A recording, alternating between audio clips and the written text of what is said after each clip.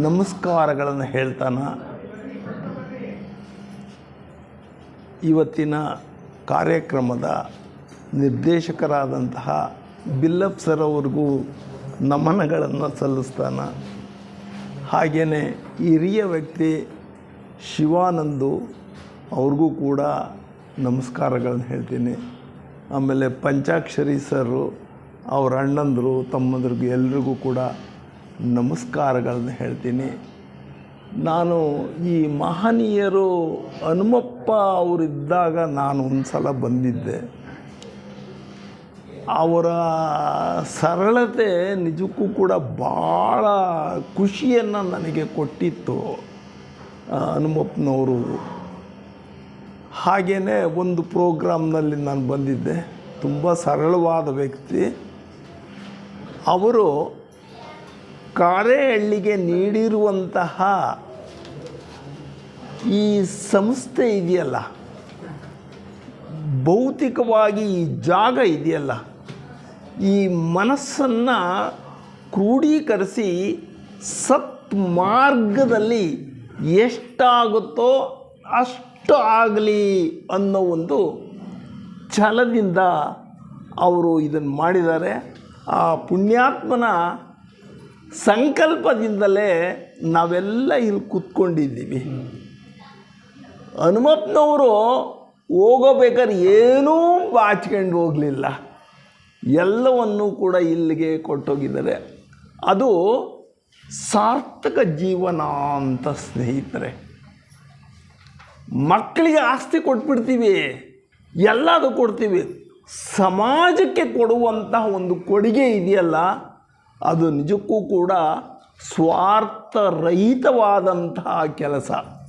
ಅಂತಹ ಪುಣ್ಯಾತ್ಮ ಹನುಮಂತಪ್ಪನವರು ಕಾರೇಹಳ್ಳಿಯಲ್ಲಿ ಜನಿಸಿದ್ದೇನೆ ಪುಣ್ಯ ಅಂತ ನಾನು ತಿಳ್ಕೊಳ್ತಾ ಇದ್ದೀನಿ.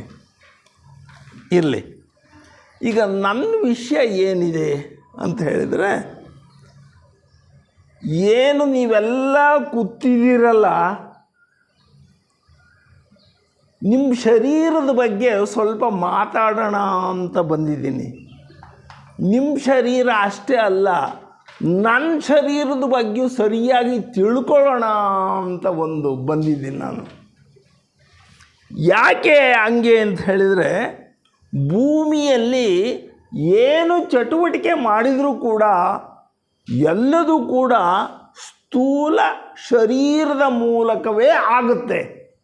ಸ್ಥೂಲ ಶರೀರ ಇಲ್ಲ ಅಂದಮೇಲೆ ನಾವು ಯಾವ ಕಾರ್ಯಕ್ರಮ ಆಯಿತು ಏನನ್ನೂ ಕೂಡ ಮಾಡಲು ಸಾಧ್ಯವಾಗೋದಿಲ್ಲ.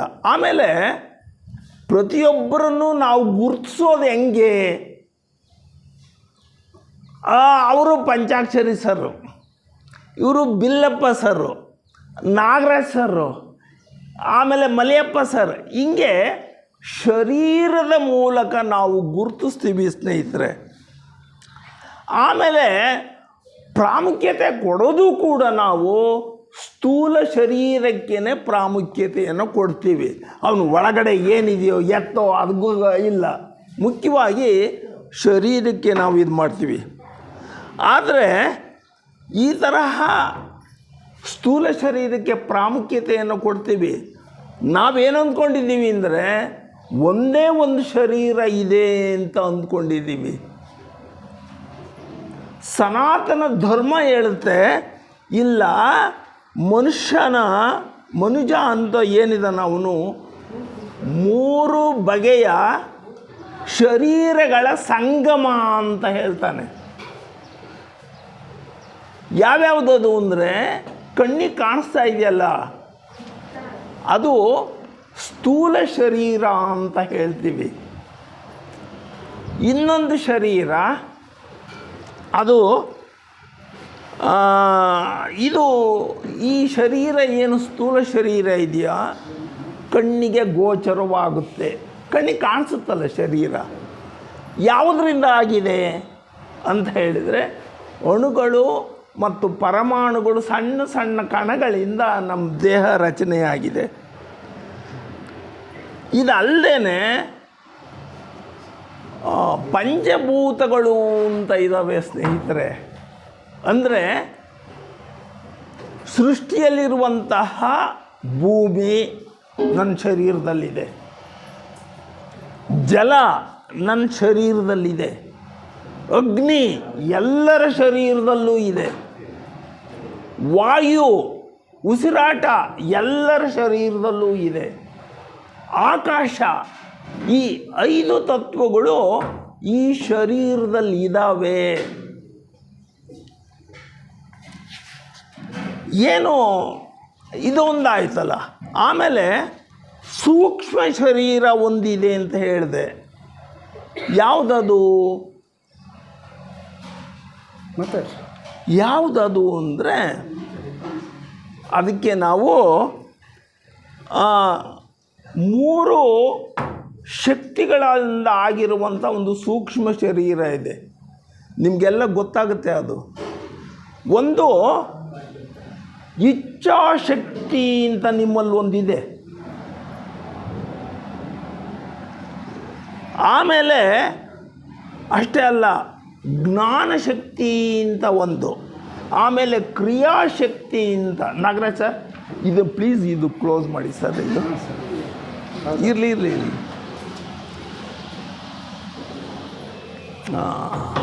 ಸಾರಿ, ನಾನೇನು ಇದು ಮಾಡಿದೆ. ಸೊ ಇವು 3 ಶಕ್ತಿಗಳಿಂದ ಆದಂತಹ ಸೂಕ್ಷ್ಮ ಶರೀರ ನಮ್ಮೊಳಗಡೆ ಇದೆ. ಎಂದಾದರೂ ನಾನು ಅಂದ್ಕೊಂಡಿದ್ನ ನನ್ನಲ್ಲಿ ಒಂದು ಶರೀರ ಇದೆ ಕಣೋ ಅಂತ ಅಂದ್ಕೊಂಡಿರಲಿಲ್ಲ. ನಾವೇನು ಅಂದ್ಕೊಂಡಿದ್ವಿ ಅಂದರೆ, ಈ ದೇಹ ಏನು ಕಾಣಿಸುತ್ತೋ ಇದು ಮಾತ್ರ ಇದೆ, ಉಳಿದುದಿಲ್ಲ, ಕಾಣಿಸೋದೇ ಇಲ್ವಲ್ಲ. ಎಸ್. ಆಮೇಲೆ ಈ ಸೂಕ್ಷ್ಮ ಶರೀರ 3 ಸಂಗತಿಗಳಿಂದ ಇದೆ ಅಂತ ಹೇಳಿದ್ನಲ್ಲ. ಇಚ್ಛಾಶಕ್ತಿ, ಜ್ಞಾನಶಕ್ತಿ, ಕ್ರಿಯಾಶಕ್ತಿ. ಇದು ಸೂಕ್ಷ್ಮ ಶರೀರ ಅಂತ ಹೇಳ್ತೀವಿ. ನಂಬಕ್ಕಾಗಲ್ಲ ಕಣ್ರಿ. ಅಲ್ಲಪ್ಪ, ಸೂಕ್ಷ್ಮ ಶರೀರ ಇಷ್ಟೆಲ್ಲ ಕೆಲಸ ಮಾಡ್ತದೆ ಅಂತ ಹೇಳ್ತೀಯಲ್ಲ, ಎಲ್ಲಿ ತೋರಿಸಿ ನೋಡೋಣ. ಈ ಪ್ರಶ್ನೆಗೆ ಉತ್ತರವನ್ನು ಹೇಳೋಕ್ಕಾಗಲ್ಲ. ಮಲೆಯಪ್ಪ ಸರ್ ಹೇಳ್ಬಿಡ್ತಾರೆ, ಏನಪ್ಪ ಅಗೋಚರ ಅಂತ ಹೇಳ್ತೀಯಲ್ಲ, ಎಲ್ಲಿ ತೋರ್ಸಪ್ಪ ನೀನು. ಸ್ನೇಹಿತರೆ, ನಮ್ಮ ಮಲೆಯಪ್ಪ ಸರ್ಗೂ ಹೇಳಿದೆ. ಒಂದು, ಇಲ್ಲಿ ಗಾಳಿ ಇದೆ, ಕಣ್ಣಿಗೆ ಕಾಣಿಸುತ್ತಾ? ಅಂದರೆ ಅಗೋಚರ ಇದೆ, ಗಾಳಿ ಇದೆ, ಅಗೋಚರ. ಇದನ್ನು ನಂಬಿದಾಗ ನಮ್ಮ ಈ ಸ್ಥೂಲ ಶರೀರದ ಒಳಗಡೆ ಜ್ಞಾನಶಕ್ತಿ ಇದೆ, ಕ್ರಿಯಾಶಕ್ತಿ ಇದೆ, ಆಮೇಲೆ ಇಚ್ಛಾಶಕ್ತಿ ಇರುವಂತಹ ಒಂದು ಶರೀರ ಇದೆ ಅಂತ ನಾವು ಕಾಯಂ ಮಾಡ್ಕೋಬೇಕು ಸ್ನೇಹಿತರೆ. ನೋಡಿ, ಹನುಮಪ್ಪನವರು ಇಲ್ಲಿ ಮನೆಯನ್ನು ನಿರ್ಮಾಣ ಮಾಡಿದರು. ನಾವೆಲ್ಲ ಇದರೊಳಗಡೆ ಇದ್ದೀವಿ. ಈಗ ಅವರೊಂದು ಮನೆ ನಿರ್ಮಾಣ ಮಾಡಿಕೊಂಡ್ರು, ಅವರೊಂದು ಮನೆಯಲ್ಲಿದ್ದಾರೆ. ಅಂದರೆ ಒಂದು ಮನೆ ನಿರ್ಮಾಣ ಆದಾಗ ಮನೆಯ ಯಜಮಾನ ಅಂತ ಒಬ್ಬ ಅಲ್ಲಿರ್ತಾನ. ಹಾಗೇನೆ ನೋಡಿ, ಶರೀರ ಅನ್ನೋದೊಂದು ಮನೆ ಅಂತ ಅಂದ್ಕೊಂಡ್ರೆ, ಇವಾಗ ಅಂಥದ್ದೊಂದು ಮನೆ ಎಲ್ರಿಗೂ ಬೇಕಾಗುತ್ತಪ್ಪ, ಎಲ್ರಿಗೂ. ನೋಡಿ, ಬೆಂಗಳೂರಲ್ಲಿ ನನ್ನ ಮಗ ಕೆಲಸ ಮಾಡ್ತಾಯಿದ್ದಾನೆ. ಅವನಿಗೇನು ಇಷ್ಟ ಅಂತ ಹೇಳಿದ್ರೆ, ಹೊಸದುರ್ಗದಲ್ಲಿ ಒಂದು ಮನೆ ಮಾಡಬೇಕು ಅಂತ. ಅವನು ಇರೋದು ಅಲ್ಲಿ, ಮನೆ ಮಾಡೋದು ಇಲ್ಲಿ. ಆವಾಗ ಹೊಸದುರ್ಗದಲ್ಲಿ ಒಂದು ಮನೆ ನಿರ್ಮಾಣ ಮಾಡಬೇಕಾದ್ರೆ ಏನೇನು ಬೇಕಾಗುತ್ತೆ? ನಾವಿಲ್ಲಿರ್ತೀವಿ, ಇನ್ನೆಲ್ಲೋ ಮನೆಯನ್ನು ನಿರ್ಮಾಣ ಮಾಡಬೇಕು. ಏನೇನು ಬೇಕಾಗುತ್ತೆ ನಮಗೆ? ಮೊದಲಿಗೆ ಇಚ್ಛಾಶಕ್ತಿ ಬೇಕು. ಅಂದರೆ ನಾನು ಅಲ್ಲೊಂದು ಮನೆಯನ್ನು ಮಾಡಬೇಕು ಅನ್ನೋ ಇಚ್ಛಾಶಕ್ತಿ ಬೇಕು. ಇಚ್ಛಾಶಕ್ತಿ ಏನೋ ಇದೆ, ಮನೆ ತಯಾರು ಮಾಡಿಬಿಡ್ತೀವ? ಇಲ್ಲ, ಸಿವಿಲ್ ಇಂಜಿನಿಯರ್ ಹತ್ರ ಹೋಗ್ತೀವಿ, ಮನೆಗೆ ಪ್ಲ್ಯಾನ್ ಮಾಡಿಸ್ತೀವಿ, ಯಾವ್ಯಾವುದು ಎಲ್ಲೆಲ್ಲಿ ಇರಬೇಕು ಏನು ಅಂತಂತಾನೆ. ಇದಕ್ಕೆ ನಾವು ಆ ಮನೆ ನಿರ್ಮಾಣಕ್ಕೆ ಜ್ಞಾನಶಕ್ತಿ ಬೇಕು ಅಂತ ಹೇಳ್ತೀವಿ. ಮನೆ ನಿರ್ಮಾಣಕ್ಕೆ ಹೋಗಲಿ, ಓನರು ಇಂಜಿನಿಯರು ಇಬ್ಬರಿದ್ರೆ ಮನೆ ಆಗುತ್ತಾ ನೋಡಿ? ಅದಕ್ಕೆ ಕುಶಲ ಕೆಲಸಗಾರರು ಬೇಕಾಗಲ್ವಾ? ಕಂಟ್ರಾಕ್ಟ್ದಾರ ಬೇಕಾಗಲ್ವಾ? ಅಂದರೆ ಅರ್ಥ ಏನಾಯಿತು? ಒಂದು ಮನೆ ನಿರ್ಮಾಣ ಆಗಬೇಕಾದ್ರೆ ಈ ಮೂರೂ ಶಕ್ತಿಗಳು ಬೇಕು. ಇದು ಸರಿನೋ ತಪ್ಪು ನೀವೇನೇ ಯೋಚನೆ ಮಾಡಿಬಿಡ್ರಿ. ಮೂರೂ ಶಕ್ತಿಗಳಿದ್ದರೆ ಮಾತ್ರ ಮನೆ ನಿರ್ಮಾಣ ಆಗುತ್ತೆ, ಇಲ್ಲ ಅಂದರೆ ಅದು ಸಾಧ್ಯನೇ ಇಲ್ಲ. ಆಮೇಲೆ ಮನೆ ನಿರ್ಮಾಣ ಆದಮೇಲೆ ಮನೆಗೆ ಓನರ್ ಬಂದು ಗೃಹ ಪ್ರವೇಶ ಮಾಡ್ತಾನೆ, ಇದೆಲ್ಲ ನಮಗೆ ಗೊತ್ತಿದೆ. ನೋಡಿ, ಸ್ವಲ್ಪ ಯೋಚನೆ ಮಾಡಿರಿ ಸ್ನೇಹಿತರೆ, ಯೋಚನೆಯನ್ನು ಮಾಡೋಣ. ಶರೀರ ಅನ್ನೋದು ಮನೆಯಪ್ಪ, ಹೌದಲ್ಲ? ಶರೀರ ಅನ್ನೋದು ಮನೆ. ಸೊ ಈ ಮನೆ, ಶರೀರ ಅನ್ನೋ ಮನೆ ಹೆಂಗಾಯಿತು? ಶರೀರ ಅನ್ನೋ ಮನೆ ಹೆಂಗಾಯಿತು ಅಂತ ಹೇಳಿದರೆ, ವೈದ್ಯ ವಿಜ್ಞಾನ ಡಾಕ್ಟ್ರ್ ಏನು ಹೇಳ್ತಾರೆ ಒಂದು ನೋಡೋಣ. ಈ ದೇಹ ರಚನೆ ಆಗಬೇಕಾದ್ರೆ ಡಾಕ್ಟ್ರ್ ಏನು ಹೇಳ್ತಾರೆ ಅಂತ. ಅವರೇನು ಹೇಳ್ತಾರೆ, ಅದು ನಮಗೆಲ್ಲ ಅನುಭವಕ್ಕೆ ಬಂದಿದೆ. ಹೆಣ್ಣು ಗಂಡು ಸಮ್ಮಿಲನವಾದಾಗ ಪುರುಷನ ವೀರ್ಯಾಣು ಸ್ತ್ರೀಯ ಅಂಡಾಣು ಮಿಲನವಾಗಿಬಿಟ್ಟು ಒಂದು ಜೀವಕೋಶ ಪ್ರಾರಂಭವಾಗುತ್ತೆ ಅಂತ ಹೇಳ್ತೀವಿ. ಒಂದು ಸಿಂಗಲ್ ಸೆಲ್ ಅಂತ ಹೇಳ್ತಾರೆ ಅದಕ್ಕೆ, ಏಕಾಣು ಜೀವಿ ಅಂತ ಫಸ್ಟು ಹಂಗಾಗುತ್ತೆ ವೈದ್ಯರು ಹೇಳೋದು. ಇದು ದೇಹ ಆಗಬೇಕಾದ್ರೆ ನೋಡಿ, ಆ ಥರ ಒಂದು ಅಣು ಜೀವಾಣು ಉಂಟಾದರೆ ಅದು ತನಿಗೆ ತಾನೇ ಕಣ ವಿಭಜನೆಯನ್ನು ಮಾಡ್ಕೊಳ್ತಾನ. ಜೈಗೋಟ್ ಅಂತ ಹೇಳ್ತಾರೆ, ಏಕಾಣು ಜೀವಿ ಅಂತ, ಜೀವಕೋಶ ಅಂತ. ಆ ಜೀವಕೋಶ 2-3 ತಿಂಗಳಲ್ಲಿ ಒಂದು ಪಿಂಡ ಆಗುತ್ತೆ ವೈದ್ಯರು ಹೇಳೋದು. ಆ ಪಿಂಡದಲ್ಲಿ ಪುನಃ ರಾಸಾಯನಿಕ ಕ್ರಿಯೆಗಳು, ಜೀವರಾಸಾಯನಿಕ ಕ್ರಿಯೆಗಳು ನಡೆದುಬಿಟ್ಟು 9 ತಿಂಗಳಲ್ಲಿ ರುಂಡ ಮುಂಡ ಕೈಕಾಲುಗಳು ಇರುವಂಥ ಒಂದು ಶಿಶು ಹೆಣ್ಣಿನ ಗರ್ಭದಲ್ಲಿ ಸ್ಥಾಪಿತವಾಗುತ್ತೆ. ಇದು ಮನೆ ಹೆಂಗೆ ನಿರ್ಮಾಣ ಆಗುತ್ತೆ ಅಂತ ವೈದ್ಯರು ಹೇಳೋದು. ಸರಿ, ನಾವು ಅದು ಈಗ ನೋಡಿ, ಡಾಕ್ಟ್ರ್ ಏನು ಹೇಳಿದರು, ಸ್ಥೂಲ ಶರೀರ ಹೆಂಗಾಯಿತು ಅಂತ ಹೇಳಿದರು. ಆದರೆ ಮನಸ್ಸು ಹೆಂಗಾಯಿತು, ಬುದ್ಧಿ ಹೆಂಗೆ ಬಂತು, ಇಚ್ಛಾಶಕ್ತಿ ಹೇಗೆ ಬಂತು ದೇಹಕ್ಕೆ, ಯಾರು ಮಾಡಿದ್ರು ಅದನ್ನು? ಡಾಕ್ಟ್ರ್ ಕೈಲಿ ಅದನ್ನು ಹೇಳೋದಕ್ಕೆ ಸಾಧ್ಯನೇ ಇಲ್ಲ. ಸ್ವಲ್ಪ ಯೋಚನೆಯನ್ನು ಮಾಡೋಣ. ಆದ್ದರಿಂದ ಸ್ನೇಹಿತರೆ, ನಮ್ಮ ಇದು ಆಧ್ಯಾತ್ಮ ಜ್ಞಾನ ಏನು ಹೇಳುತ್ತೆ ಶರೀರದ ಬಗ್ಗೆ, ಆಧ್ಯಾತ್ಮ ಜ್ಞಾನ ಅದು ಏನು ಹೇಳುತ್ತೆ ಅಂತ ಹೇಳಿದರೆ, ಗರ್ಭಕೋಶದಲ್ಲಿ ಯಾವಾಗ ಪಿಂಡ ತಯಾರಾಯಿತೋ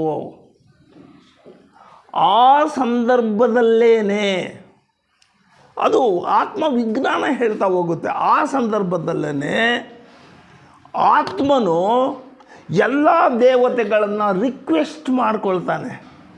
ನಾವೆಂಗೆ ಕಂಟ್ರಾಕ್ಟ್ದಾರನ್ನ ರಿಕ್ವೆಸ್ಟ್ ಮಾಡ್ಕೊಳ್ತೀವಿ,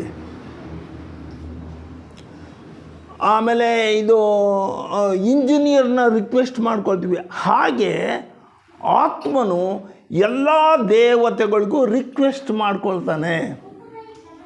ನಾನು ಭೂಮಿಗೆ ಹೋಗಬೇಕು, ಅಲ್ಲಿ ನಾನು ವಾಸ ಮಾಡಬೇಕು, ನನಗೊಂದು ಮನೆ ಮಾಡಿಕೊಡು ಅಂದರೆ ಈ ಶರೀರವನ್ನು ಮಾಡಿಕೊಡು ಅಂತ ಕೇಳುತ್ತೆ. ಸ್ನೇಹಿತರೆ, ಇದು ಆತ್ಮವಿಜ್ಞಾನದಲ್ಲಿ ಋಷಿಮುನಿಗಳು ಕಂಡುಕೊಂಡಂಥ ವಿಷಯವನ್ನು ನಾನು ನಿಮ್ಮ ಮುಂದೆ ಪ್ರಸ್ತಾಪ ಮಾಡ್ತಾ ಇದ್ದೀನಿ.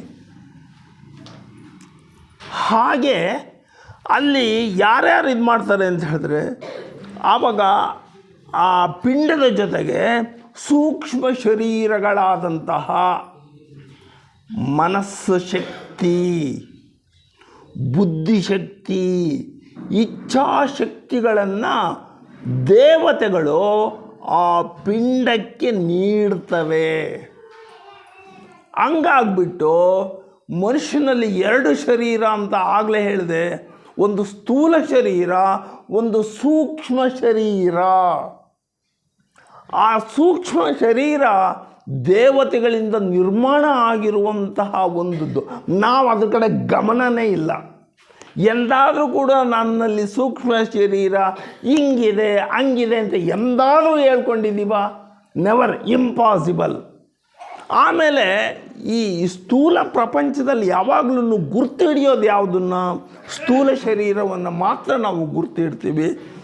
ಎಸ್. ಹೀಗೆ ಆಮೇಲೆ ಏನಾಯಿತು? 9 ತಿಂಗಳಾಯಿತು.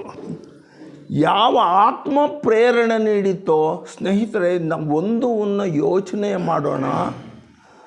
ನಾನು ನನ್ನ ತಂದೆ ತಾಯಿಗಳ ಗರ್ಭದಲ್ಲಿ ಹುಟ್ಟುವ ಮುನ್ನವೇ ನಾನು ನಿರ್ಧಾರ ಮಾಡಿರ್ತೀನಿ, ಇಂಥ ಕುಟುಂಬದಲ್ಲಿ ನಾನು ಜನಿಸ್ಬೇಕು ಅಂತ ಇದ್ದೀನಿ, ಅಲ್ಲೊಂದು ಮನೆ ಮಾಡಿಕೊಡಪ್ಪ ಅಂತ. ಇದು ನಾವು ನಂಬಕ್ಕಾಗಲ್ಲ, ಮರ್ತು ಕೂಡ ನಂಬಕ್ಕಾಗೋದಿಲ್ಲ.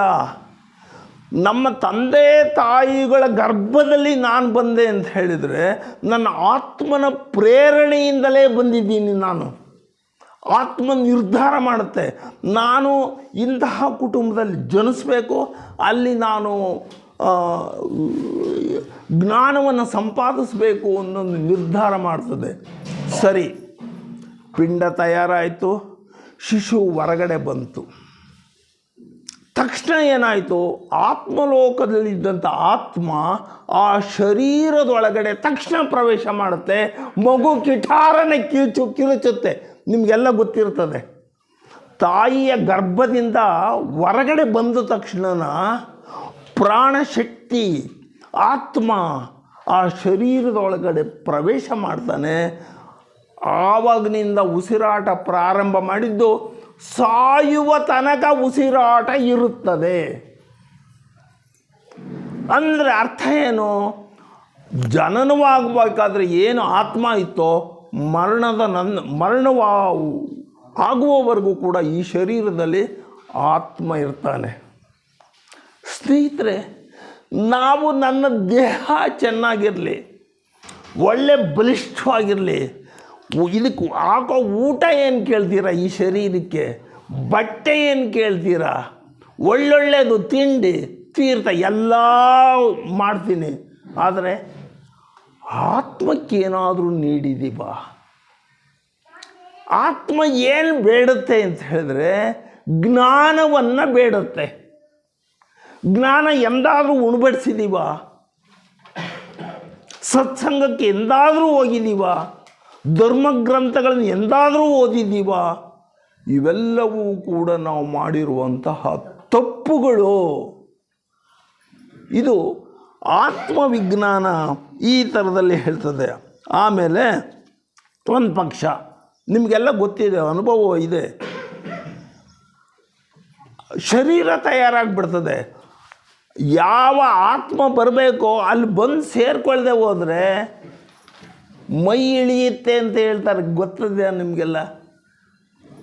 ಗರ್ಭ ನಿಲ್ಲಲಿಲ್ಲ, 7 ತಿಂಗಳಿಗೆ ಇಳೀತು ಅಂತ. ಅದರ ಅರ್ಥ ಏನಿದೆ ಅಂತ ಹೇಳಿದ್ರೆ ಆತ್ಮನು ಆ ಶರೀರಕ್ಕೆ ಪ್ರವೇಶ ಮಾಡಲಿಲ್ಲ. ಪ್ರವೇಶ ಮಾಡಿದಾಗ ಮಾತ್ರ ಆವಾಗ ಅದು ಆಗುತ್ತೆ. ಆದ್ದರಿಂದ ಸ್ನೇಹಿತರೆ, ನಾವು ಏನು ಯೋಚನೆ ಮಾಡಬೇಕು ಅಂತ ಹೇಳಿದರೆ, ಎಸ್, ಇವಾಗ ಅದಾಯಿತು. ಇನ್ನೊಂದು ವಿಷಯವನ್ನು ಹಂಗೆ ಪ್ರಸ್ತಾಪ ಮಾಡ್ತಾ ಹೋಗೋಣ. ಈ ಸೃಷ್ಟಿ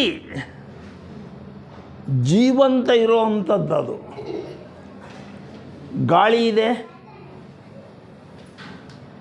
ಜಲ ಇದೆ, ಅಗ್ನಿ ಇದೆ, ಆಕಾಶ ಇದೆ, ಎಲ್ಲ ಇದು ಪಂಚಭೂತಗಳಿಂದ ಸೃಷ್ಟಿಯಾಗಿದೆ ವಿಶ್ವ.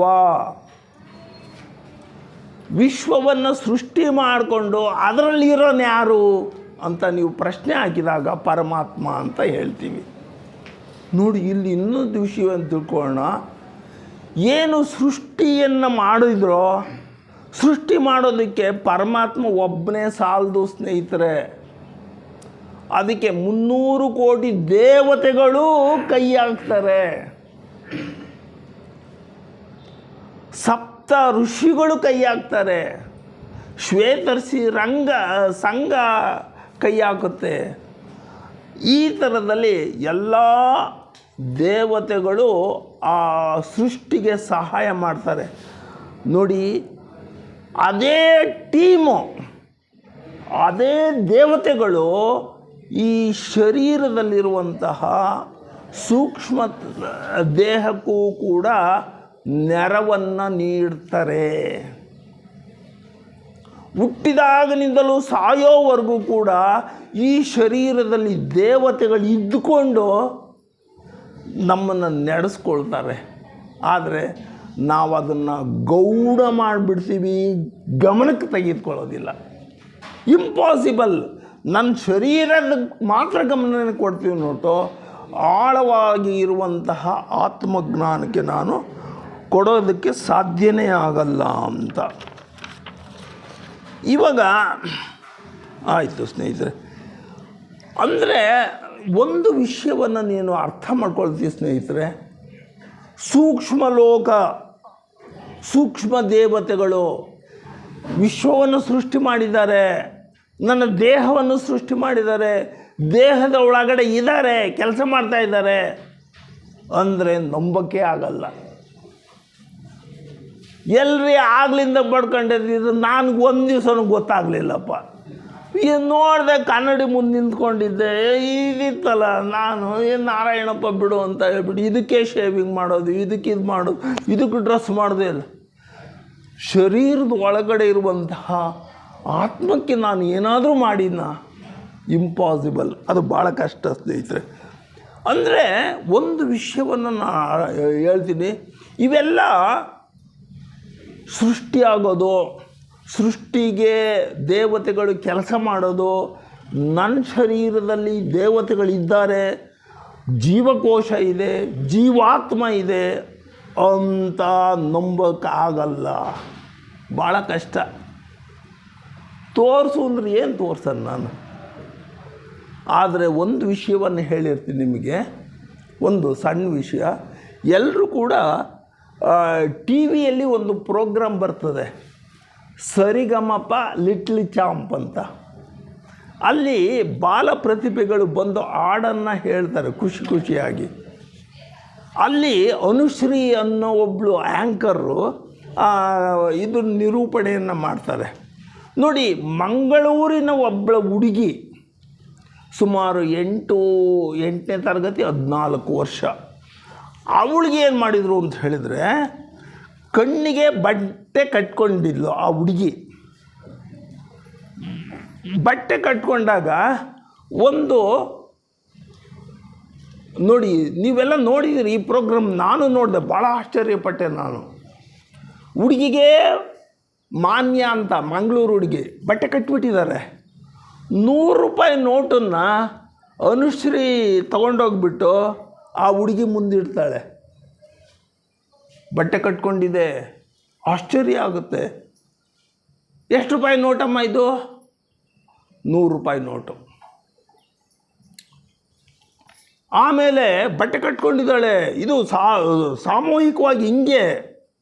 ಇದರಲ್ಲಿರೋ ನಂಬರ್ಗಳು ಹೇಳು, ನೋಟಿನ ಮೇಲಿನ ನಂಬರನ್ನು ಒಂದೂ ತಪ್ಪಿಲ್ದ ಹಾಗೆ ಕರೆಕ್ಟಾಗಿ ಹೇಳ್ತಾಳೆ ಆ ಹುಡುಗಿ.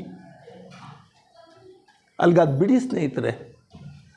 ಆಮೇಲೆ ರಾಜ್ಕುಮಾರನ್ನ ಫೋಟೋ ತೊಗೊಂಡು ಬಂದ್ಲು ಅನುಶ್ರೀ. ಆ ಮಾನ್ಯ ಅನ್ನೋ ಹುಡುಗಿ ಮುಂದೆ ಇಟ್ಬಿಟ್ಟು, ಇದು ಯಾರ ಫೋಟೋ ಹೇಳಮ್ಮ ಅಂದರು. ರಾಜ್ಕುಮಾರ್ ಅವ್ರ ಫೋಟೋ. ಸ್ನೇಹಿತರೆ, ಇದು ಎಷ್ಟೊಂದು ಆಶ್ಚರ್ಯ ಆಗ್ತದೆ. ಆಮೇಲೆ ಇನ್ನೊಂದು ವಿಷಯ ನಿಮಗೆ ಹೇಳೋದಕ್ಕೆ ಇದು ಮಾಡ್ತೀನಿ ಸ್ನೇಹಿತರೆ. ಒಂದು ಭಗವದ್ಗೀತೆ ಪುಸ್ತಕದ ಮೇಲೆ ಅವಳೇನು ಮಾಡಿದ್ಲು ಅಂದರೆ, ಅವಳ ಕೈಯನ್ನು ಪುಸ್ತಕದ ಮೇಲೆ ಹಿಂಗಿಟ್ಲು. ಕೈ ತಗೊಂಡೋಗ್ಬಿಟ್ಟು ಆ ಹುಡುಗಿ ಮುಂದೆ ಇಟ್ಲು. ಇದು ಯಾವ ಪುಸ್ತಕದ ಫಿಲಮ್ಮು ಹೇಳಮ್ಮ ಅಂತ. ಇದು ಅವಳು ಗೀತೆಯ ಶ್ರೀಕೃಷ್ಣ ಇದು ಮಾಡಿದ ಅದು ಅಂತ ಕರೆಕ್ಟಾಗಿ ಹೇಳಿದ್ಲು. ಸ್ನೇಹಿತರೆ, ಯಾಕೆ ಹಿಂಗೆ ಅಂತ ಹೇಳಿದ್ರೆ ಅವಳಿಗೆ ನಮಗೆ ಸ್ಥೂಲ ಶರೀರ, ಸ್ಥೂಲ ಕಣ್ಣುಗಳು ಅಂತ ಇದ್ದ, ಅವಳಿಗೆ ಜ್ಞಾನದ ಚಕ್ಷುಷು ಇತ್ತು.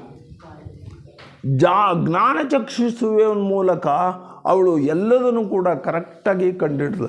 ಈಗ ನೋಡಿ, ನಮಗೂ ಒಂದು ಅನುಮಾನ ಬರ್ತದೆ, ಅನುಶ್ರೀ ಹೇಳಿದ್ದು ಸುಳ್ಳ, ಟಿ ವಿಯಲ್ಲಿ ಬಂದಿದ್ದು ಸುಳ್ಳ.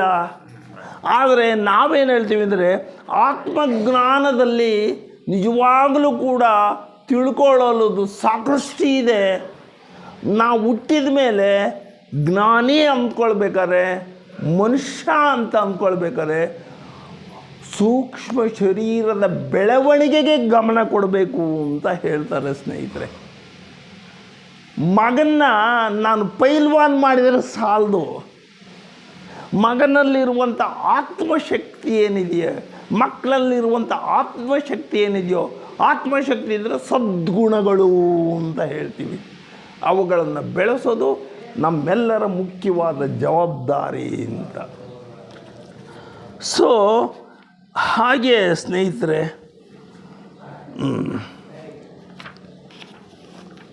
ಎಸ್, ಆಮೇಲೆ ನಮಗೊಂದು ಎಲ್ಲ ಬಹುಪಾಲು ಕೆಲವು ತಂದೆ ತಾಯಿಗಳು ಹೇಳ್ಕೊಟ್ಟಿರ್ತಾರೆ. ನಮ್ಮ ಅಮ್ಮನೂ ನನಗೆ ಹೇಳ್ಕೊಟ್ಟಿದ್ದು ಅದು ಕೇಳ್ತೀನಿ. ಬೆಳಗ್ಗೆ ಎದ್ದ ತಕ್ಷಣ ಅವ್ರ ಕಲ್ಪನೆ, ನಮ್ಮ ತಾಯಿ ಕೈಯಲ್ಲಿ ಇಟ್ಕೊಂಡು ಬೆಳಗ್ಗೆ ಎದ್ದ ತಕ್ಷಣ ಕೈ ನೋಡು ಅಂತ, ಕೈ ನೋಡಪ್ಪ ಅಂತ. ಯಾಕೆ ಅಂತ ಹೇಳಿದರೆ, ನಾನೇನು ಆಗಲೇ ಏನು ಹೇಳಿದ್ದೆ, ಶರೀರದಲ್ಲಿ ಕೆಲಸ ಮಾಡ್ತಾ ಇರೋದಕ್ಕೆ ದೇವತೆಗಳು ಅದರಲ್ಲಿ ಇದ್ದಾರೆ. ಅದಕ್ಕೆ ಕರಾಗ್ರೆ ವಸತೆ ಲಕ್ಷ್ಮಿ ಅಂತ, ಕರಮಧ್ಯೆ ಸರಸ್ವತಿ ಅಂತ, ಕರಮೂಲೆ ಸ್ಥಿತ ಗೌರಿ ಅಂತ. ಇದನ್ನು ಪ್ರತಿದಿನ ಕೂಡ ನೀನು ಮಾಡಬೇಕಪ್ಪ, ನೋಡಬೇಕಪ್ಪ ಅಂತ ಮಕ್ಕಳಿಗೆ ತುಂಬೋದ್ರಿಂದ ಆವಾಗ ಏನಾಗ್ತದೆ ಅಂತ ಹೇಳಿದ್ರೆ, ಈ ಶರೀರ ಅಷ್ಟೇ ಅಲ್ಲ, ಸೂಕ್ಷ್ಮವಾದಂಥ ಶರೀರ ಕೂಡ ನನಗಿದೆ ಅನ್ನೋ ಪ್ರಜ್ಞೆ ಆ ಮಗುವಿಗೆ ಬರ್ತದೆ ಸ್ನೇಹಿತರೆ. ನೋಡಿ, ಒಂದನ್ನು ಯೋಚನೆ ಮಾಡೋಣ. ನಾವು ಬಿಲ್ಲಪ್ಪ ಸರ್ ಇಲ್ಲಿ ಕೂತಿದ್ದಾರೆ, ನಾವು ಇವರನ್ನು ದೇಹ ಮೆಚ್ಕೊಳ್ತೀವೋ ಇವರ ಆಂತರಿಕ ಶಕ್ತಿಯನ್ನು ಮೆಚ್ಕೊಳ್ತೀವೋ ನೀವೇ ಹೇಳ್ಬೋದು ಸ್ನೇಹಿತರೆ.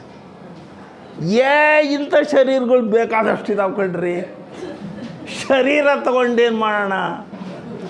ಅದು ಆ ಶರೀರದಲ್ಲಿರುವಂತಹ ಗುಣಗಳನ್ನು ಅದು ಪ್ರಕಟಿಸುವಂಥ ಶಕ್ತಿ ಇದ್ದಾಗ ಮಾತ್ರ ಬಿಲ್ಲಪ್ಪ ಒಂದು ಬಿಡ್ರಿ ಅವರು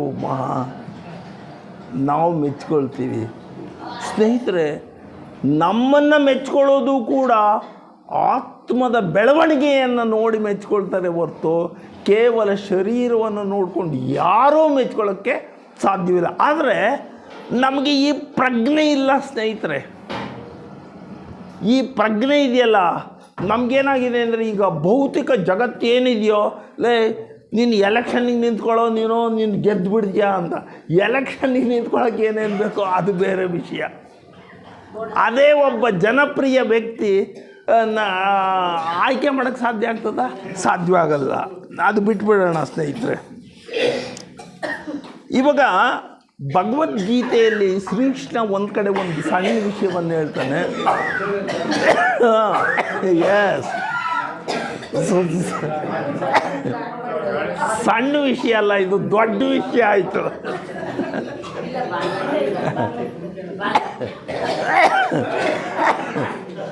ನಾಗರಾಜ್ ಸರ್ ಸ್ವಲ್ಪ ಕಾಲ ಅದು ಬೇಡ ಅಂತ ತೆಗೀರಿ ಮಾಡ್ತಿದ್ದೆ. ಅಲ್ಲ, ಅವರಿಗೆ ನಾವು ಗಮನ ಹೇಳಬೇಕು ಅಷ್ಟೇ.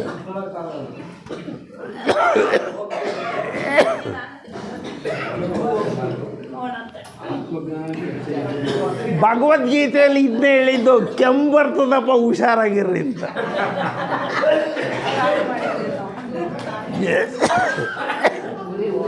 ಕ್ಲೋಸ್ ಮಾಡಿಬಿಡ್ರಮ್ಮ, ಅದನ್ನ ಆನಂತರ ಮಾಡ್ಕೊಳ್ಳಿ. ಇರಲಿ.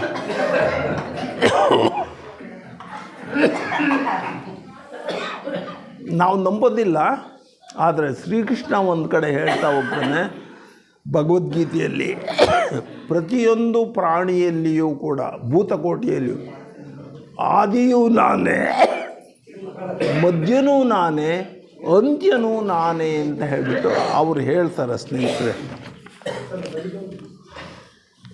ಇವಾಗ ಏನು ಈ ಸ್ಥೂಲ ಶರೀರ ಇದೆಯೋ, ಈಗ ನೋಡಿ, ಇದನ್ನು ಬೆಳೆಸೋದಕ್ಕೆ ಅನ್ನವೇ ಬೇಕು. ಅನ್ನದಿಂದ ಈ ಶರೀರ ಉಂಟಾಗಿದೆ. ಅದಕ್ಕೆ ವೈದ್ಯರು ಹೇಳ್ತಾರೆ ಇದು ಹೆಂಗೆ ಶರೀರ ಬಂತು ಅಂತ. ಅಲ್ಲಿ ಒಳಗಡೆ ಹೋಗಿ ಅಲ್ಲಿ ಚಿಂತೆ ಮಾಡಬೇಡಿ, ಇದು ಬಾಗಿಲು ಹಾಕಿದ್ದೀನಿ. ಆಯ್ತು. ಅಲ್ಲ, ನೀವು ಅವರಿಗೆ ಒಂದು ಸ್ವಲ್ಪ ಹೋಗಿದ್ದಾರೆ. ಇರಲಿ. ಆಯ್ತು. ಇರಲಿ, ಇದು ನಮಗೆ ಒಂದು ಹೊಸ ಅನುಭವ. ಏನು ಮಾಡಬೇಕು ಅಂತ ನಮ್ಮ ಸರ್ರಿಗೆ ಗೊತ್ತಾಗ್ತಾ ಇದೆ. ಸರ್ಗೆ ಇಂಥ ಸಂದರ್ಭಗಳನ್ನು ನಾನು ಏನು ಮಾಡ್ಬೋದು ಅಂತ, ಹೆಂಗೆ ಮಾಡ್ಬೋದು, ನಾನು ಏನು ಮಾಡ್ಬೋದು ಅಂತ ಅವರಿಗೆಲ್ಲ ಗೊತ್ತಾಗಿದೆ. ಅಡುಗೆ ಮಾಡೋದನ್ನು ಆ ಮೂಲೆಯಲ್ಲಿ ಮಾಡ್ಬೋದು ಅಂತ ಒಂದು ಇದನ್ನು ಅದಿರಲಿ, ಅದು ಬೇಡ. ಇವಾಗ ಈ ಶರೀರ ಹೆಂಗಾಯಿತು, ಇದನ್ನು ನಾವು ಸ್ಥೂಲ ಶರೀರ ಅಂತ ಹೇಳಿದೆ. ಇದನ್ನು ಅನ್ನಮಯ ಕೋಶ ಅಂತ ಹೇಳ್ತಾರೆ. ಅನ್ನದಿಂದ ಬೆಳೆಯುತ್ತೆ. ವೈದ್ಯರು ಹೇಳ್ತಾರೆ, ಡಾಕ್ಟ್ರ್ ಹೇಳ್ತಾರೆ, ನಾವು ಆಹಾರ ತಗೊಂಡಿದ್ದು 4 ಗಂಟೆಗಳಲ್ಲಿ ರಸವಾಗುತ್ತದೆ ಅಂತ. ಜೀರ್ಣ ಆಗಿ ರಸ ಆಗುತ್ತೆ. ಆಮೇಲೆ ಮುಂದಿನ 15 ದಿನಗಳಲ್ಲಿ ಆ ರಸ ರಕ್ತವಾಗುತ್ತೆ ಅಂತ ಹೇಳ್ತಾರೆ ಡಾಕ್ಟ್ರು. ಆಮೇಲೆ ಆ ರಕ್ತ 55 ದಿನಗಳಲ್ಲಿ ಮಾಂಸಖಂಡಗಳಾಗುತ್ತಂತೆ, ಮಾಂಸಖಂಡಗಳು. ಆಮೇಲೆ ಮುಂದಿನ 65 ದಿನಗಳಲ್ಲಿ ಆ ಮಾಂಸಖಂಡ ಅಷ್ಟೇ ಅಲ್ಲ, ಮೇಧಸ್ ಅಂತ ಹೇಳ್ತೀವಲ್ಲ, ಜಿಡ್ಡು, ಕೊಬ್ಬು ಉಂಟಾಗುತ್ತಂತೆ.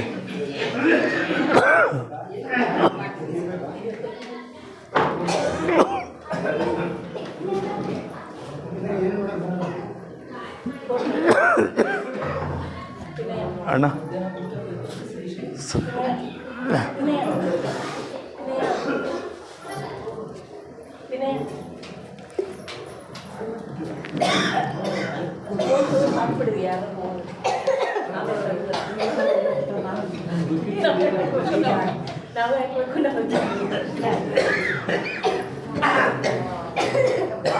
ಗೋಲ್ಡ್ ಹಾಕೋದನ್ನ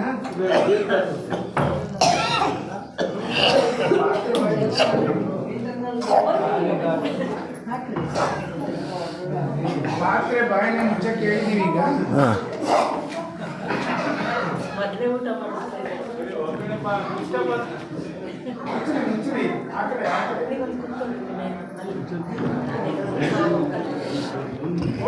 ಸೊ ಈ ಥರದಲ್ಲಿ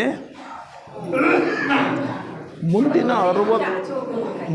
65 ದಿನಗಳಲ್ಲಿ ವೈದ್ಯರು ಹೇಳೋದು, ಆ ಮೇಧಸ್ಸಿತ್ತಲ್ಲ, ಕೊಬ್ಬು ಇತ್ತಲ್ಲ, ಅದು ಮೂಳೆಗಳಾಗುತ್ತದೆ ಅಂತ.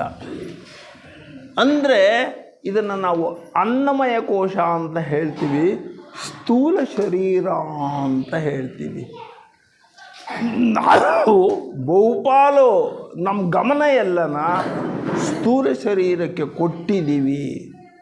ಯೌವನದಲ್ಲಿ ಕೊಟ್ಟಿದ್ದೀವಿ, ಮಧ್ಯ ವಯಸ್ಸಿನಲ್ಲಿ ಕೊಟ್ಟಿದ್ದೀವಿ. ಆದರೆ ಒಂದು ಸ್ನೇಹಿತರೆ, ನಾನು ಹೇಳೋದು, ಎಲ್ಲ ಜವಾಬ್ದಾರಿಗಳು ಮುಗಿದಾಗ ಶರೀರವನ್ನೇ ಇಟ್ಕೊಂಡು ಅದನ್ನೇ ಪ್ರಧಾನ ಅಂತ ಜೀವನ ಮಾಡಿದರೆ ನಿಜಕ್ಕೂ ಕೂಡ ಅದು ಶೋಚನೀಯ ಸಂಗತಿ ಅಂತ ಅದು ಹೇಳ್ತದೆ ಸ್ನೇಹಿತರೆ. ಸೊ ನಾನು ಎಲ್ಲಿದ್ದೀನಿ, ಏನು ಮಾಡಬೇಕು, ಇನ್ನೆಷ್ಟು ಮಾತಾಡಬೇಕು ಮಾಸ್ಟರ್ಜಿ? ದಯವಿಟ್ಟು ನೀವು ಮಾತಾಡಿ.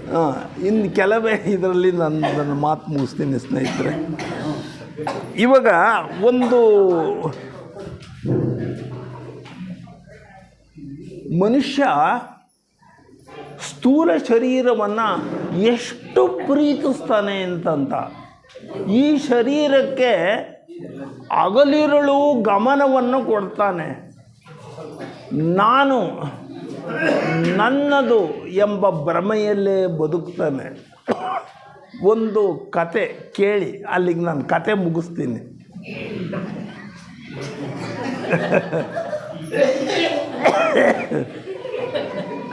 ಏನದು ಕತೆ ಅಂತ ಹೇಳಿದರೆ,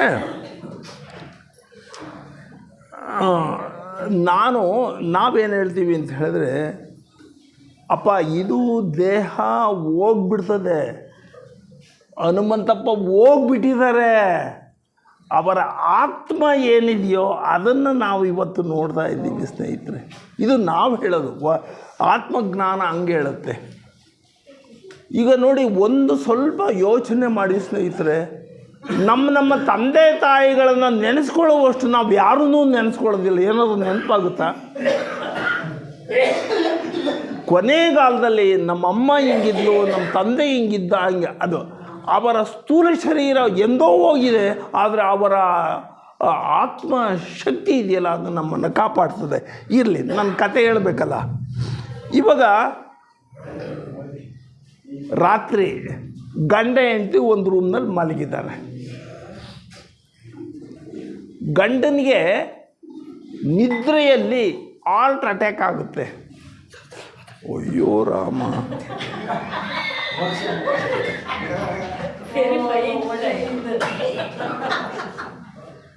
ನನ್ನ ಕತೆ ಮುಗಿಸೋಣ ಅಂತ ಇದ್ದೆ, ಈಗ ಕತೆ ಮುಂದುವರ್ಸೋಣ ಅಂತ ಇದ್ದೀನಿ.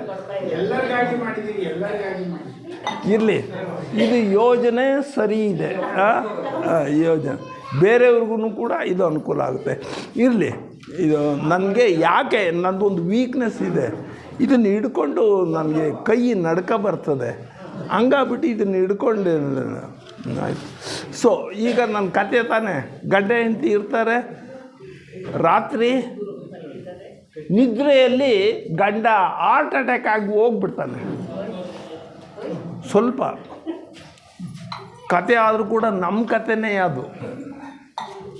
ಹಾರ್ಟ್ ಅಟ್ಯಾಕ್ ಹೋಗ್ಬಿಡ್ತದೆ. ತಕ್ಷಣ ಏನಾಗುತ್ತೆ, ಜೀವ ಹೊರಟೋಗುತ್ತೆ. ಆತ್ಮ ತಕ್ಷಣ ಹೋಗಲ್ಲ, ಅದು ಗಾಳಿಯಲ್ಲಿ ತೇಲುತ್ತೆ. ಆ ಶರೀರದ ಮೇಲ್ಗಡೆ ಒಂದು 10-12 ಅಡಿ ದೂರದಲ್ಲಿ ತೇಲ್ತಾ ಇರುತ್ತೆ. ಸೂಕ್ಷ್ಮ ಶರೀರ ಸಹಿತ ಆತ್ಮ ಅಟ್ಯಾಕ್ ಆದಾಗ ಅವಳಿಗೆ ಎಚ್ಚರಿಕೆ ಆಗುತ್ತೆ. 5 ಗಂಟೆಯಲ್ಲಿ ರೀ ಅಂತಾಳೆ. ರೀನೂ ಇಲ್ಲ, ರಾನೂ ಇಲ್ಲ, ಹೋಗ್ಬಿಟ್ಟಿದ್ದಾನೆ. ಅಲ್ಗಾಡಿಸ್ತಾಳೆ, ಗುಂಟ್ಕಲ್ಲು ಅಲ್ಗಾಡ್ತಲ್ಲ ಹಂಗೆ ಅಲ್ಗಾಡುತ್ತೆ ಶರೀರ. ಅಯ್ಯೋ ರಾಮ, ಇದೇನು ಹಿಂಗಾಯ್ತಲ್ಲ ಅಂತ ಒಂದು. ಆಮೇಲೆ ಏನಾಗುತ್ತೆ ಅಂತ ಹೇಳಿದ್ರೆ, ಬಾಯಿ ಪಡ್ಕೊಳಕ್ಕೆ ಸ್ಟಾರ್ಟ್ ಮಾಡಿಬಿಡ್ತಾಳೆ. ಅಯ್ಯೋ ಹೋಗ್ಬಿಟ್ರೇನ್ರಿ ಅಂತ. ಮೇಲ್ಗಡೆ ಆತ್ಮ ಇರ್ತಲ್ಲ, ಲೇ ಮಗಣ ನಾನು ಎಲ್ಲೋಗಿದ್ದೇನೆ, ಅಲ್ಲೇ ಮಲ್ಕೊಂಡಿದ್ದೀನಲ್ಲಿ ಅಂತ. ಅಂದರೆ ಆ ಆತ್ಮಕ್ಕೆ ಆ ಸ್ಥೂಲ ಶರೀರ ನಂದೇನೆ, ಅದು ಅಲ್ಲೇ ನಾನಿದ್ದೀನಿ ಅಂತ ಅನ್ನುತ್ತೆ ಅದು. ಯಾಕೆಂದರೆ ಅಷ್ಟು ನಾವು ಶರೀರದ ಬಗ್ಗೆ ಇದಾಗಿರ್ತದೆ. ಸರಿ, ಗೋಳಾಡೋಕ್ಕೆ ಸ್ಟಾರ್ಟ್ ಮಾಡ್ತಾಳೆ. 6 ಗಂಟೆ ಆಗುತ್ತದೆ, ಕುಟುಂಬದವರೆಲ್ಲ ಬರ್ತಾರೆ, ಎಲ್ಲರೂ ಲಬ ಬಾಯಿ ಪಡ್ಕೊಳ್ತಾರೆ. ಅದು ಹೇಳುತ್ತೆ ಆತ್ಮ, ಲೇ ನಾನು ಸತ್ತಿಲ್ಲ ಕಣ್ರೋ, ಇಲ್ಲೇ ಇದ್ದೀನಲ್ರಲ್ಲೇ ಮಂಚದ ಮೇಲೆ, ನಿಮಗೇನು ಜ್ಞಾನಗೇನು ನೆಟ್ಕಿದೆಯೇನೋ ಅಂತ. ಅವನೇ ಹೇಳೋದು ಅಶರೀರಿ, ಇವರು ಶರೀರಗಳು.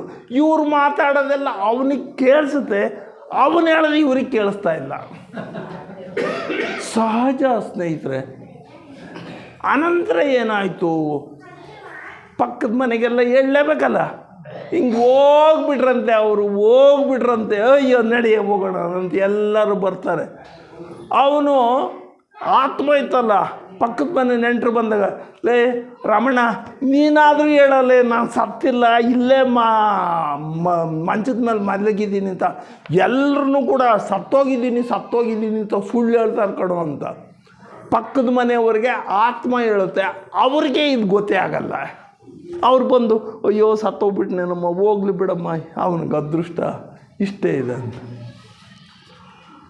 ನೋಡಿ, ಆತ್ಮ ಯಾವಾಗ ದೇಹದಿಂದ ಬೇರೆ ಆಗುತ್ತೋ, ನಮಗೆ ಸ್ಥೂಲ ಶರೀರದಲ್ಲಿದ್ದರೆ ಈ ಪ್ರಪಂಚ, ಸೂಕ್ಷ್ಮ ಶರೀರಕ್ಕೆ ಬಂದರೆ ನಾವು ಸೂಕ್ಷ್ಮ ಶರೀರಕ್ಕೆ ಹೋಗ್ಬೇಕು. ಅಲ್ಲಿಂದ ಇಬ್ಬರು ಸಹಾಯಕರು ಬಂದಿರ್ತಾರೆ, ಯಮದೂತರು. ಅಪ್ಪ ನಿನ್ನ ಶರೀರ ಹೋಯ್ತು, ನಡಿ ಹೋಗೋಣ ಮ್ಯಾಕೆ ಅಂತ. ಅದಕ್ಕೆ ಅವನು ಹೇಳ್ತಾನೆ ಯಮದೂತರಿಗೆ, ನಿಮಗೇನು ಜ್ಞಾನಗೇನ ನೆಟ್ಕೈತೇನ್ರೋ, ನಾನು ಸತ್ತಿದ್ದೀನಿ ಮ್ಯಾಕ್ ಬಾ ಅಂತ ಹೇಳ್ತೀಯಲ್ಲ, ನೋಡಿ ಇಲ್ಲಿ ಮಲ್ಕೊಂಡ್ರೆ ಗೊತ್ತಾಗಲ್ವಾ? ಆದರೆ ಆ ಯಮದೂತರಿಗೂ ಅವನಿಗೂ ನಡುವೆ ಸಂಭಾಷಣೆ ಗೊತ್ತಾಗುತ್ತೆ. ಯಾಕೆಂದರೆ ಅವರು ಅಶರೀರಿ, ಇವನು ಅಶರೀರಿ, ಅಲ್ಲಿಗ ಕತೆ. ಆದರೆ ವಾಸ್ತವದಲ್ಲಿದೆ. ಸೊ ಅದನ್ನೇ ನೋಡಪ್ಪ, ನೀನು ಸತ್ತೋಗಿದೆಯಾ ಕಣೋ ಅಂತ. ಇಲ್ಲ ಅಂತ. ಸೊ ಕುಲ ಬಾಂಧವರೆಲ್ಲ ಬಂದರು, ಚಟ್ಟ ಕಟ್ಟೋದಕ್ಕೆ ರೆಡಿ ಆದರು. ಎಷ್ಟೊತ್ತು ಅಂತ ಇಟ್ಕೊಳ್ತಾರೆ ಎಣವನ್ನು ಜಾಸ್ತಿ ಹೊತ್ತು ಇಟ್ಕೊಳಕ್ಕೆ ಬಿಡಲ್ರಿ ಪಕ್ಕದವರೆಲ್ಲ. ನಿಮಗೆ ಜ್ಞಾನಗೇನ ನೆಟ್ಟಿಗಿದೆ ಅಂದ್ರಿ, ನಾವೇನು ಊಟ ಮಾಡಬೇಕೋ ಬಿಡಬೇಕೋ, ಮೊದಲು ಎಣ ಹೊರಗೆ ಸಾಗಿಸ್ರಿಂದ ನಮ್ಮ ಇದನ್ನು. ಸೊ ಚಟ್ಟನು ಕೊಡ್ತಾರೆ, ಎಲ್ಲರೂ ಲಬ ಬಾಯಿ ಬಿಡ್ಕೊಳ್ತಾರೆ, ಒತ್ಕೊಳ್ತಾರೆ, ಸ್ಮಶಾನಕ್ಕೆ ಹೋಗ್ತಾರೆ. ಸುಡೋದಕ್ಕೆ ಇವನ ಶರೀರ ತಗೊಂಡೋಗಿಡ್ತಾರೆ. ಆತ್ಮ ಹೇಳುತ್ತಲೇ, ನಾನು ಸತ್ತಿಲ್ಲ ಕಂಡ್ರೋ, ಇದೀನಿ ಕಂಡ್ರೋ, ಯಾಕ್ರೋ ನನಗಿಷ್ಟೊಂದು ಅಯ್ಯೋ ಅನ್ನಿಸ್ತೀರಾ ಅಂತನ್ನುತ್ತೆ. ಅದು ಆ ಶರೀರದ ಮೇಲೆ ತೇಲ್ತಾನೆ ಇರ್ತದೆ. ನಮ್ಮ ವಿಜ್ಞಾನವೂ ಹಂಗೆ ಹೇಳುತ್ತೆ. ಅದು ಆದಮೇಲೆ ಶರೀರನೂ ಹೋಗ್ಬಿಡ್ತದೆ, ಸುಟ್ಟಾಕ್ಬಿಡ್ತಾರಲ್ಲ. ಅವರು ಯಮದೂತರು ಹೇಳ್ತಾರೆ, ಅಪ್ಪ ಈಗಲಾದರೂ ಬಾರ ಮೇಲೆ ಹೋಗೋಣ ಅಂತ. ಇಲ್ಲ, ಮನೆ ಕಟ್ಟಿಸಿ 2 ವರ್ಷ ಆಗಿಲ್ಲ ಕಣ್ರಿ, ಅದೆಂಗ್ರಿ ಬಿಟ್ಟು ಬರೋಕ್ಕಾಗುತ್ತದೆ? ಅದೆಂಗ್ರಿ ಬಿಟ್ಟು ಬರ್ತೀನಿ ನಾನು? ಸಾಧ್ಯನೇ ಇಲ್ಲ. ಬ್ಯಾಂಕ್ನಲ್ಲಿ ಲೋನ್ ತೊಗೊಂಡಿದ್ದೀನಿ, ನನ್ನ ಮಗ ತೀರಿಸ್ತಾನೆ ಹೆಂಗೋ ಗೊತ್ತಿಲ್ಲ. ಮನೆಗೆ ಬರ್ತದೆ. ಸ್ನೇಹಿತರೆ, ಇದು ವಾಸ್ತವ. 11 ದಿವಸ ಇವನು ಎಲ್ಲರ ಹತ್ರನೂ ಕೇಳ್ತಾ ಇದ್ದಾನೆ, ಈ ಆತ್ಮ, ನಾನು ಇದೀನಿ ಕಂಡ್ರೋ, ಯಾಕ್ರೋ ಇದು ಮಾಡ್ತೀರಾ ಅಂತ. ಅವರು ಪ್ರಿಂಟು ಮಾಡಿಸ್ತಾರೆ, ಹಿಂಗೆ ಕಾಲಾಧೀನವಾದರೂ 13ನೇ ದಿವಸದ ಕಾರ್ಯಕ್ರಮ ಇದೆ ಅಂತ. ಅವರು ಯಮದೂತರು ಸಹಾಯಕರು, ನೋಡಪ್ಪ ನೀನು ಬರ್ತೀಯೋ ಇಲ್ವೋ ಮ್ಯಾಕ್ ಹೋಗು ಅಂತ. ಇಲ್ಲ ನಾನು ಬರೋದಿಲ್ಲ ಅಂತ. ಕೊನೆಗೆ ಏನಾಯಿತು, ಎಲ್ಲರದಲ್ಲೂ ಸಹಜವಾಗಿ ಆ ದಿನದ ಕಾರ್ಯನೂ 13 ದಿವಸದ ಕಾರ್ಯ ಮುಗಿಯುತ್ತೆ. ಆನಂತರ ನೋಡಿ, ಸಹಜವಾಗಿ ಅವನ ಹೆಂಡತಿ, ಮಕ್ಕಳು, ಮರಿಗಳು ಎಲ್ಲರೂ ಕೂಡ ಇವನನ್ನು ಸಂಪೂರ್ಣವಾಗಿ ಮರ್ತೇ ಬಿಟ್ಟರು. ಅವ್ರ ಕಾರ್ಯದಲ್ಲಿ ಅವ್ರು ತೊಡಗಿಕೊಂಡ್ರು. ಇದು ಸತ್ಯ. ಇದು ಅವನು ಸತ್ತೋಗಿದ್ದಾನೆ ಅಂತ ಅವರೇನು ಅಳ್ತಿರ್ತಾರ, ಸತ್ತ ಬಿಡು ಅಂತಂತಾರ. ಆಮೇಲೆ ಅದು ಹಂಚ್ಕೊಳ್ಳೋದು ಏನೋ ಇತ್ಯಾದಿಯಾಗಿ. ಸೊ ಇಲ್ಲೇನಾಯಿತು, ಅವರು ಏನು ಯಮದೂತರು ಬಂದಿದ್ರು, ಇವನು ಯಾಕೋ ಬರ್ತಾ ಇಲ್ಲ, ಶರೀರವೇ ನಾನು ಅನ್ನೋ ಭ್ರಮೆಯಲ್ಲಿದ್ದಾನೆ. ನಾವು ಆ ಭ್ರಮೆಯಲ್ಲೇ ಈಗಿದ್ದೀವಿ. ಭ್ರಮೆಯಲ್ಲಿದ್ದಾನೆ ಅಂತ ಅವರು ಏನು ಮಾಡಿದರು, ಹೋದರು. ಇವನಿಗೆ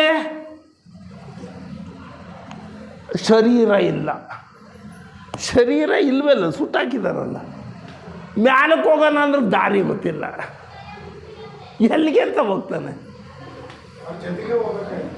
ಜೊತೆಗೆ ಹೋಗ್ಬೇಕಾಗಿತ್ತು. ಆದರೆ ಅಂತರ್ಪಿಶಾಚಿಯಾಗಿ ಅಲಿಯುತ್ತಿದ್ದಾನೆ. ದೆವ್ವನ್ನ ಕೇಳಿದ್ದೀವಿ ಸ್ನೇಹಿತರೆ ನಾವೆಲ್ಲನ. ಅಂದರೆ ಇದರ ಅರ್ಥ ಇಷ್ಟೇ, ದೇಹದ ಬಗ್ಗೆ ವ್ಯಾಮೋಹ ಇದ್ದರೆ ದುಃಖವನ್ನೇ ನಾವು ಪಡ್ತೀವಿ ಅಂತ ಅರ್ಥ. ಆದ್ದರಿಂದ ದೇಹಕ್ಕೆ ಎಷ್ಟು ಗಮನವನ್ನು ಕೊಡೋಣ, ಅಷ್ಟೇ ಸೂಕ್ಷ್ಮ ಶರೀರಗಳಿಗೆ, ಆತ್ಮಜ್ಞಾನಕ್ಕೆ ನಾವು ಗಮನವನ್ನು ಕೊಡಬೇಕು. ಆ ವಯಸ್ಸಿನಲ್ಲೇನೋ ಮುಗಿದೋಯ್ತು. ಈ ವಯಸ್ಸಿನಲ್ಲಾದರೂ ಕೂಡ ಸತ್ಸಂಗಕ್ಕೆ ಎಷ್ಟು ಸಾಧ್ಯನೋ ಅಷ್ಟು ಹೋಗಿ. ನಿಮ್ಮ ನಡತೆಗಳನ್ನು ಎಷ್ಟು ಸಾಧ್ಯನೋ ಅಷ್ಟು ಆಂತರಿಕ ಶಕ್ತಿ, ಅದಕ್ಕೆ ನಾನು ಸೂಕ್ಷ್ಮ ಶರೀರದಲ್ಲಿರೋದು ಜ್ಞಾನಶಕ್ತಿ, ಬುದ್ಧಿಶಕ್ತಿ, ಅವುಗಳನ್ನು ಇಚ್ಛಾಶಕ್ತಿ ಇವುಗಳನ್ನು ಬೆಳೆಸ್ಕೊಡೋದಕ್ಕೆ ನಾವು ಪ್ರಯತ್ನವನ್ನು ಪಡಬೇಕು. ಸೊ ಇಂತಹ ಅವಕಾಶವನ್ನು ಕೊಟ್ಟಂತಹ ಈ ಮಾನ್ಯ ಇವರು ನಮ್ಮ PK ಕರೆ ಹನುಮಪ್ಪನವ್ರಿಗೆ ನಾನು ಧನ್ಯವಾದಗಳನ್ನು ಹೇಳ್ತಾ ಎಲ್ಲ ಕಾರ್ಯಕರ್ತರಿಗೂ ನಾನು ವಂದಿಸಿ ನನ್ನ ಮಾತನ್ನು ಮುಗಿಸ್ತೇನೆ.